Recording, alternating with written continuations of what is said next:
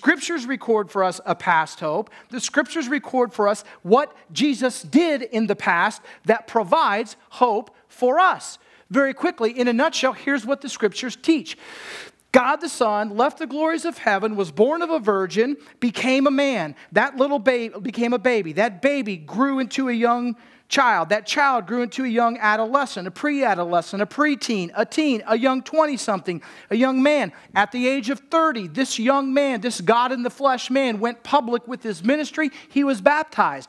At his baptism, we see the Trinity on display. God the Son was being baptized. God the Father spoke from heaven, and God the Spirit descended upon him like a dove. Throughout the next 3 to 3.5 years, this God in the flesh walked and breathed and talked among people. He loved people radically. He challenged the religiosity of people. He forgave people. He healed people. He brought the dead back to life. He caused the lame to walk. He made the blind to see. He did things that people couldn't believe. He responded in ways that were not the ordinary ways of the days. He claimed to be God. He claimed to forgive sin. He claimed to be the absolute and utter fulfillment of the law. He spoke that he would die, he would be buried for 3 days, and he would rise again. In John 10:10, he says that he willingly gave his own life and that he willingly takes his life back up. And so at the appointed time, at the end of those 3 years, Jesus Christ, the God-man, willingly allowed himself to be given over to the authorities, where he was brutally beaten, tortured, mocked, mimicked, made fun of, scarred,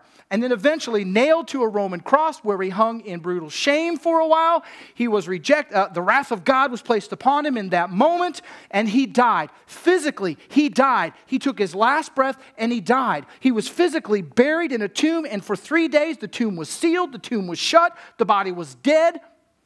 And on the third day, through the power of the Spirit of God, according to Ephesians chapter 1, the Spirit of God, by the plan of God, infused the life in the body of Jesus, and Jesus was brought back to life.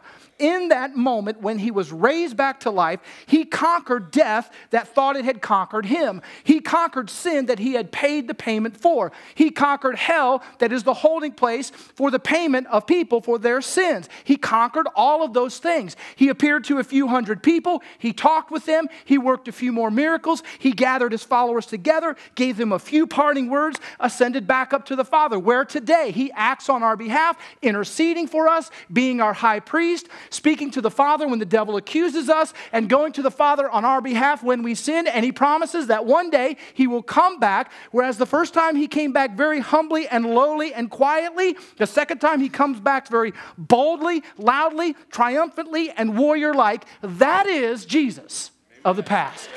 Whew. That's what the Bible teaches.